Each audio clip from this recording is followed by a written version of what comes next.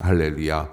이 아침 주의 전을 찾으신 여러분들에게 하나님의 은혜와 평강이 함께 하시기를 축원합니다. 오늘 본문 로마서 6장을 이제 함께 나누었습니다.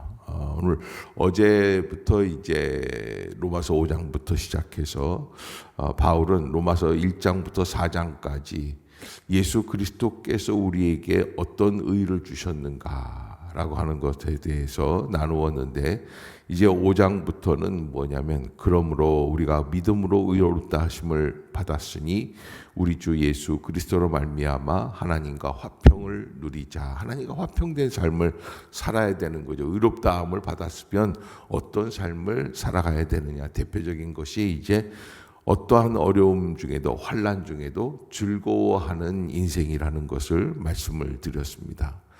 그런데 이제 한편 그렇게 즐거워하는 인생, 기쁨으로 환난도 인내를 연다는, 또 인내는 연단을, 연단은 소망을 이루는 그런 소망을 가지고 살아가는 인생인데, 이렇게 하다가 보니까 하나님께서 우리를 의롭다고, 이신칭의 의롭다고 여겨주시는 거죠. 죄 많은 우리들을 의롭다고 여겨주시는 그 역사 속에서 우리가 어떤가 한 가지 딜레마에 빠질 수 있는 게 있는데, 이런 질문들을 하는 거예요. 하나님이 우리에게, 죄인 된 우리에게 의롭다고 여겨주시니까 더 많은 죄를 짓는 게 하나님의 은혜를 더 많이 느낄 수 있게 하지 않겠느냐. 극적인 변화를 얘기하는 거죠. 우리도 이제 간증을 할 때 그렇죠. 3대 4대째 고스란히 차분하게 신앙생활 잘 해오던, 어린 시절부터 주일학교에서 잘 자라난 사람이 예수를 잘 믿어서 목사 된 것과, 뭐 깡패 조직에 있다가 아니면 불교의 승려였다가 예수를 급전환해서 예수를 믿게 되는 것, 어떤 것들을 더 좋아하겠어요? 우리가 듣기에는 뒤쪽의 후자가 훨씬 더 드라마틱하게 보이는 거예요. 그래서 사람들이 그러는 거죠. 어차피 하나님은 우리를, 죄인된 우리를 의롭다고 여겨주실 것인데 더 많은 죄 가운데 거하는 것이 더 많은 은혜를 나중에 체험하게 되는 것 아닌가. 그래서 그런 얘기가 나오는 거죠. 6절에 보면, 1절에 보면 6장 1절, 그런즉 우리가 무슨 말을 하리요, 은혜를 더하게 하려고 죄에 거하겠느냐. 바로 그 얘기입니다. 죄를 더 지을 수 있겠는가, 은혜를 받기 위해서. 그래서 그럴 수 없다라는 거예요. 왜? 죄에 대하여 죽은 우리가 어찌 그 가운데 더 살리요. 그러니까 우리 구원받은 것, 의롭다고 칭함을 받은 우리들은 죄에 대해서는 완전히 어떻게 된 사람이란 말입니까? 죽은 사람이다. 아멘. 죽은 사람이다. 이게 우리가 지나온 죄를 화려하게 사람들에게 보여주려고 하는 장식품이 아니라는 거예요. 간증하기 위해서 더 많은 죄를 지을 필요가 없다는 거예요. 그래서 우리가 간증을 할 때 조심해야 될 것이, 그의 간증의 포커스, 초점이 어디에 맞춰져 있는가라고 하는 거예요. 제가 부산에서 목회할 때인데, 그 당시에 이제 어떤 사람이 있었냐면, 대도 조세영이라는 사람이 한번 큰 센세이션을 일으켰던, 그때도 이제 뭐 한 10년 전이었죠. 그때만 해도. 그러니까 이제 그 강남에서 그 물방울 다이아몬드 막 훔쳐가지고 사람들에게 나눠주기도 하고 그랬다는 대도 조세영 청송교도소에서 나와가지고 그렇게 했던 그 사람에 대해서 이제 간증을 하고 있었던 일들이 있었어요. 이 사람이 감옥 교도소 안에서 예수를 믿고 변화가 되어가지고 했는데, 그런데 이제 말로서는 변화됐다고 하는데 그의 삶이 완전히 변화되지 않은 게 있었다라는 거예요. 그런 분들의 특징이 뭐냐면, 예수 믿고 변화된 것에 포커스가 있기보다는 과거에 내가 악한 짓을 지을 때에 얼마나 대담하게 악을 지었는가, 죄를 지었는가에 강점을 갖고 있어요. 그래서 그런 이야기를 막 하더라고요. 안 해도 될 얘기인데 자기는 강남의 어느 부잣집을 이렇게 척 보면은 견적이 나온다는 거예요. 1층에는 얼마, 2층에는 얼마. 저 집은 어느 정도 돈을 갖고 있구나. 그리고서는 담을 넘어서 가서 딱 보면 금고를 열어보면 거의 백발백중 일치한다는 거예요. 그런 얘기를 하더라고요. 그런데 아니나 달라요. 그렇게 하고 나서 얼마 있다가 몇 년 뒤에 어떤 일이 벌어졌냐면 이분이 일본에 가서 간증을 할 기회가 있었어요. 간증을 하고 나서 좀 시간이 되니까 낮 시간에는 할 게 없으니까 저녁 시간에 또 간증을 해야 되니까 그 동네를 이렇게 쭉 돌아본 거예요. 돌아보는데 일본 어느 주택가에서 이렇게 보다가 보니까 집들을 바라보면서 또 뭐가 나왔겠어요?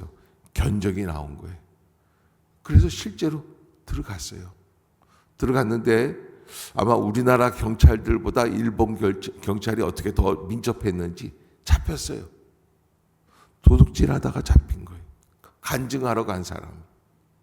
말할 수가 없는 진짜 처참한 모습들을 보게 된 거예요. 그래서 그가 변화됐다고 얘기를 하고 그리고서는 이후에 간증을 하러 다녔던 교회에서 땅을 치고 후회를 하고 저런 사람을 왜 우리가 간증자로 모셨을까? 그러니까 여러분 그 모든 것들이 어디에다가 초점을 맞춰서 그런 거예요? 죄에 대한 아주 멋있는 그 미화. 내가 이렇게 죄를 이렇게 저질렀다. 이런 깡패짓을 했다.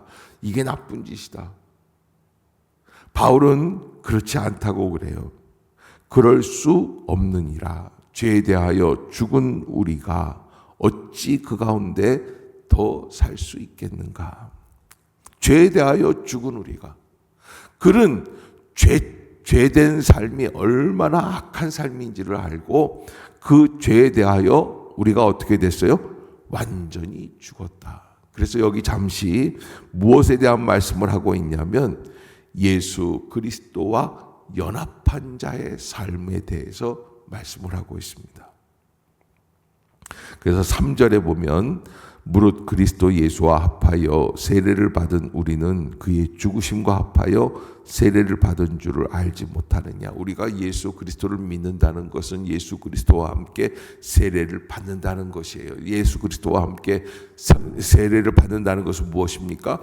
예수의 이름으로 우리의 모든 죄된 생활을 청산했다는 거예요. 그렇다면 예수의 이름으로 청산을 했으면 다른 게 아니라 죽으심과도 합하여 세례를 받은 것이다.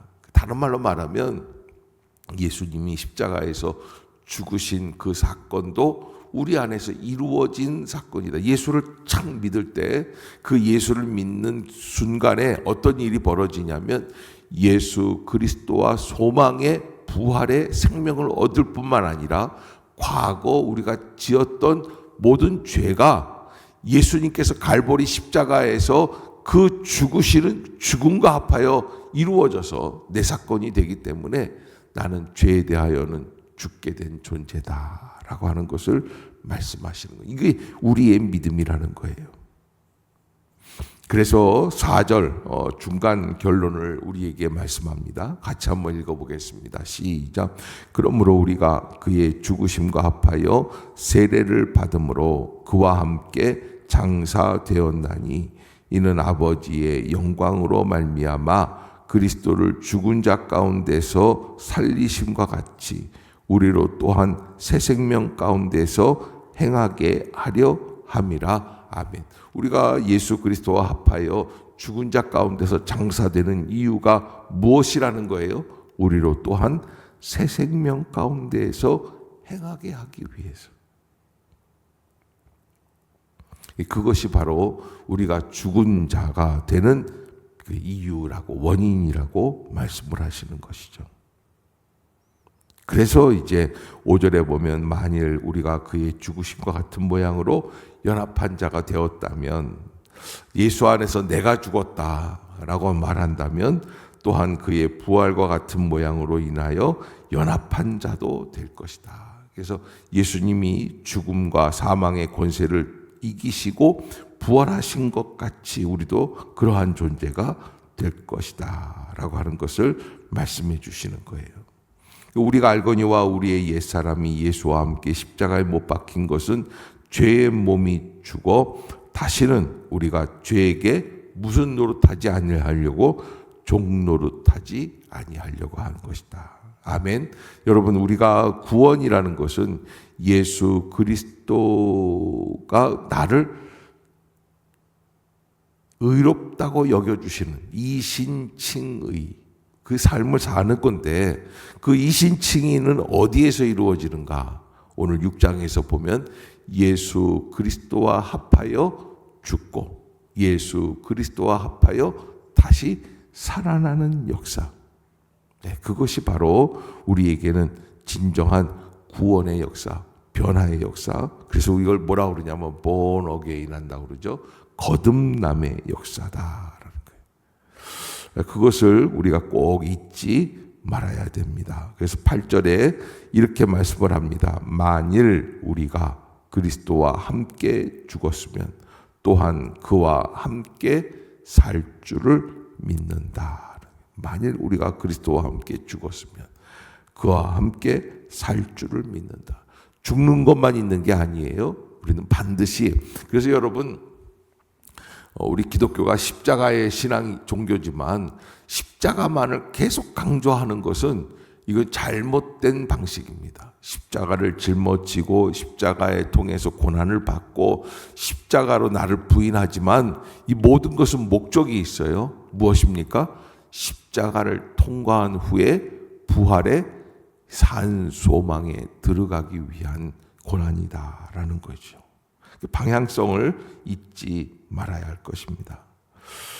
그래서 9절에 보면 이는 그리스도께서 죽은 자 가운데서 살아나셨음에 다시 죽지 아니하시고 사망이 다시 그를 주장하지 못할 줄을 알미로다. 그래서 우리가 예수님과 더불어서 예수님의 십자가의 죽음과 더불어 세례를 받은 것, 그것은 바로 예수 그리스도와 같이 죽은 자 가운데서 살아나시고 다시 죽지 아니하시고 사망이 우리를 더 이상 주장하지 못하게 하시기 위함이다.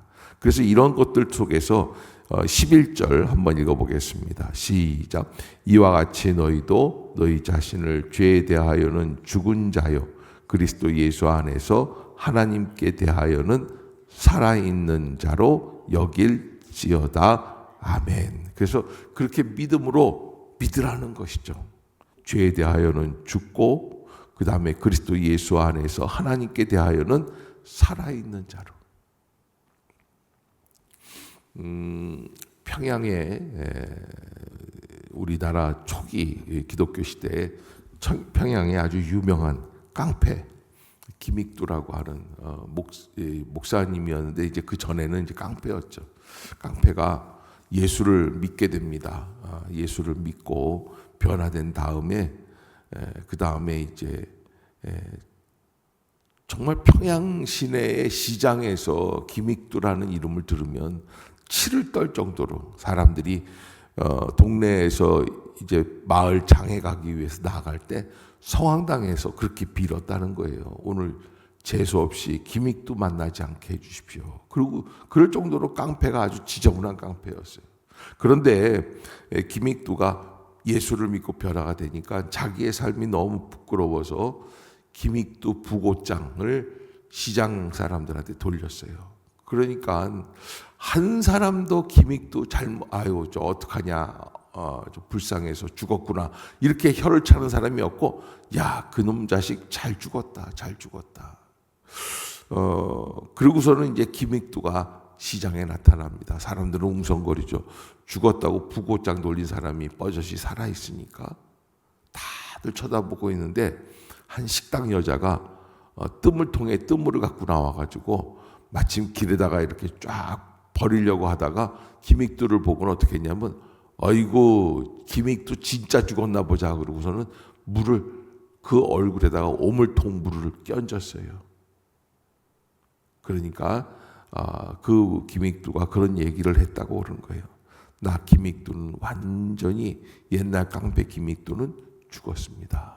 그리고 지금 제가 사는 기믹도는 옛날의 기믹도가 아닙니다.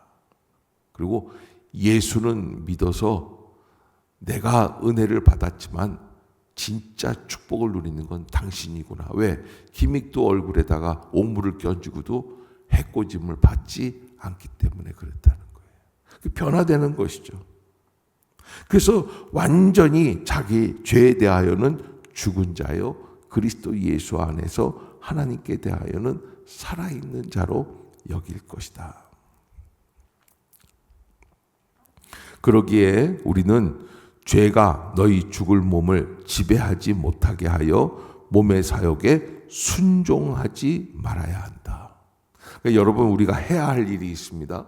하나님께서 우리를 값없이 의롭다 하심으로 여겨주시는 이신칭의의 구원을 허락해 주시면 우리는 어떻게 살아가야 됩니까? 최선을 다해서 주님 앞에 순종하고 죄의 욕심에 대해서는 순종하지 말아야지 돼요. 아멘.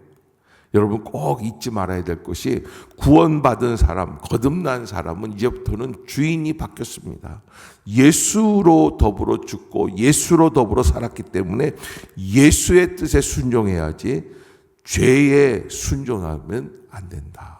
그래서 몸의 사욕에 순종하지 말아라. 그 어떻게 살아가야 할까라고 하는 것에 대해서 말씀하기 위해서, 그래서 13절 시작. 또한 너희 지체를 불의의 무기로 죄에게 내주지 말고 오직 너희 자신을 죽은 자 가운데서 다시 살아난 자 같이 하나님께 드리며 너희 지체를 의의 무기로 하나님께 드려라. 아멘. 그러니까 우리가 어떻게 살아야 된다는 거예요? 의로운 삶을 살아가라는 거예요. 죄에 빠져서 살아가는 게 아니라 하나님의 의를 실천하는 사람이 되라. 그래서 14절에 한 번 더, 죄가 너희를 주장하지 못하리니. 믿음이에요, 믿음. 죄가 아무리 그래도 나를 주장하지 못할 줄로 믿습니다. 그래서 어떻게 해야 됩니까? 죄에게 순종하지 말아야 되는 거예요.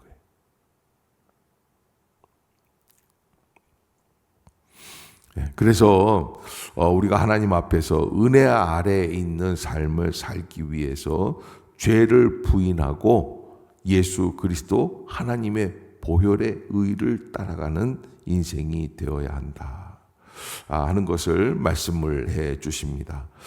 그래서 계속해서 우리는 나를 고집하는 것, 나에게 과거에 있었던 죄의 욕심들, 이 모든 것들은 죽었다라고 하는 것을 말씀하고, 이제는 죄의 종이 아닌 하나님의 의의 종으로 너희 지체를 의의 무기로 하나님께 드리는 삶, 이것이 바로 우리에게 남겨진 인생이다. 그러면 17절 이렇게 말씀을 하고 있어요.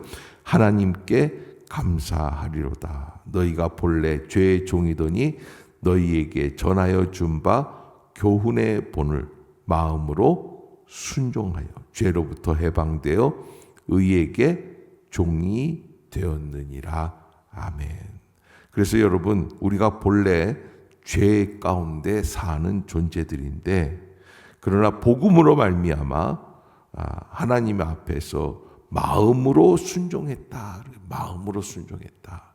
겉으로만 순종하는 척이 아니라 마음으로, 진실된 마음으로. 그래서 죄로부터 해방되어 의의 종이 되었다. 우리의 신분이 변화된 것입니다.